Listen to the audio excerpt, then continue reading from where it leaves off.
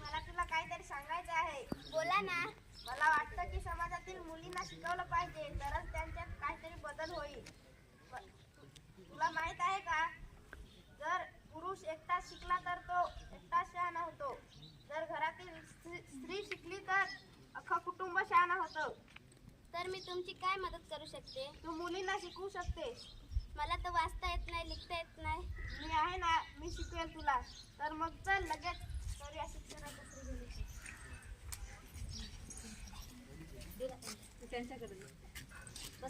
कंजूसांना टाळ्या पण वाजवत जा. हे बघा, ज्योतिबा फुले अशा प्रकारे सावित्रीबाईंची इच्छा असताना की त्यांना समाजातील मुलींसाठी काहीतरी करायचं आहे, यासाठी त्यांनी ज्योतिबांचा आधार घेऊन त्या साक्षर होण्याचा प्रयत्न करत आहेत आपल्या समोर.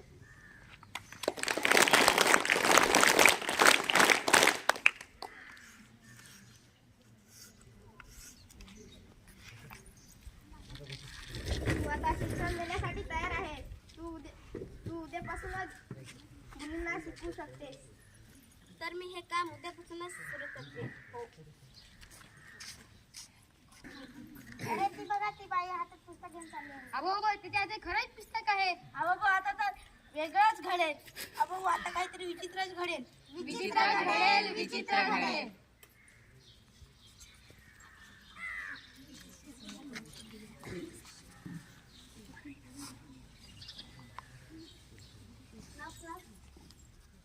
कोण तुम्ही? सावित्री. कशाला आला आमच्या घरी? तुमच्या मुलीला शिकवण्यासाठी. मुलींना आणि शिक्षण नको नको नको, त्यांना फक्त घरीचं कामच बरं. अहो, तुमच्या मुलीचं भलं होईल, जीवनातील अन्याय दूर होतील. नको नको, त्यांना फक्त घरीच चूल तेच बरं काम. तुम्ही जा पुढे.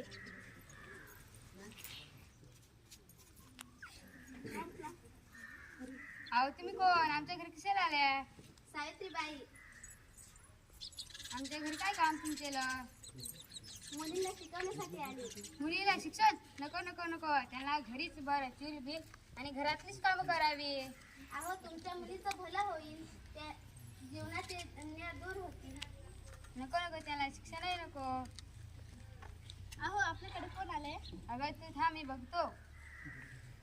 मुलीला शिक्षण नको. अहो तुम्ही जा पुढे.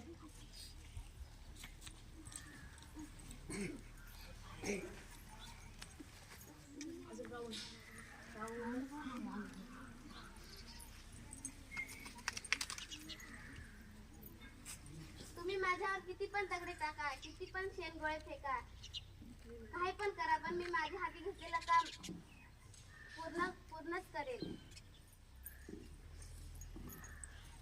कोणी आहे का घरी?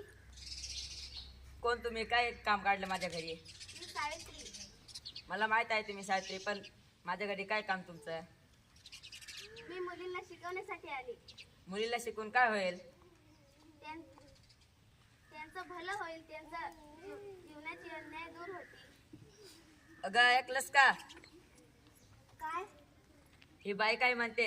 मुली शिकली तर त्यांच्या आयुष्याचे भलं होईल, भविष्य त्यांचं वाचेल. जर आपली अनन्या शिकली तर चांगलंच होईल ना.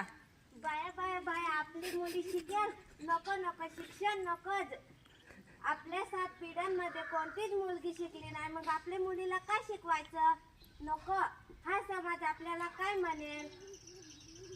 आपल्या नातेवाईकडे तोंड दाखवायला पण जागा राहणार नाही. त्यापेक्षा शिक्षण नको. एकदा पाठवून तरी बघ. बरं, तुम्ही सांगता तर ठीक आहे. अनन्या इकडे ये. काय गाई? ही बाई सांगे तुला आता रोज शाळेत जायचं आहे. हो गाई. आणि ते जे बोलेल ते तुला करायचं आहे. हो गाई. जा मग.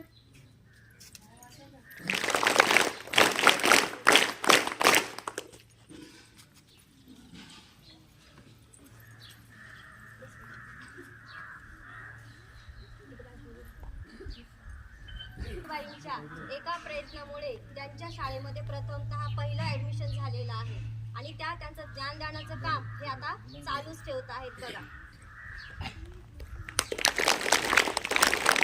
शाळेत चला, चला चला शाळेत चला, चला चला शाळेत चला, चला चला शाळेत चला, सावित्रींचं गाणे गाऊ चला. सावित्री जय भारत